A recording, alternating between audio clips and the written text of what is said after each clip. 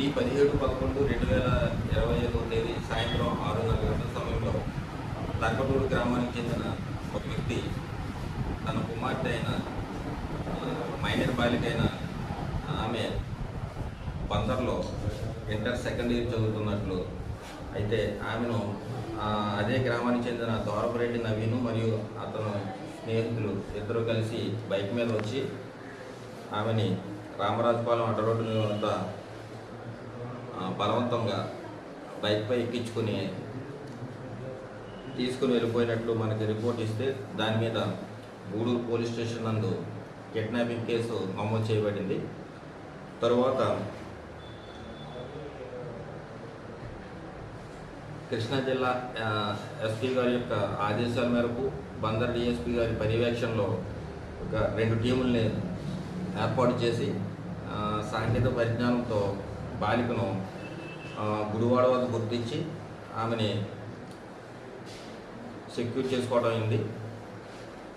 తదుపరి ఆమె స్టేట్మెంట్పై kidnapping cum POCSO act and rape case order చేసి దాన్ని మన బందర్ డిఎస్పీ సారు దర్యాప్తు చేయడం జరుగుతుంది. ఆ దర్యాప్తులో భాగంగా డిఎస్పీ గారు ఎవరైతే ఈ ద్వారపరెడ్డి నవీన్ ఉన్నాడో అతన్ని, అదేవిధంగా అతనికి సహకరించిన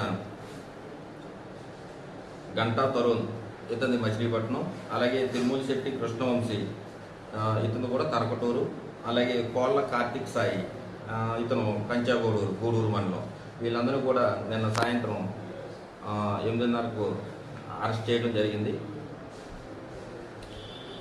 వీళ్ళు మెయిన్ ముద్ద అయిన దోరపరెడ్డి నవీన్కు ఈ మిగతా ముగ్గురు కూడా అమ్మాయిని కారులో ఎక్కించుకుని తీసుకువెళ్ళి సహకరించినందుకు గాను వీళ్ళు కూడా ముద్దాయిలుగా చేర్చడం జరిగింది.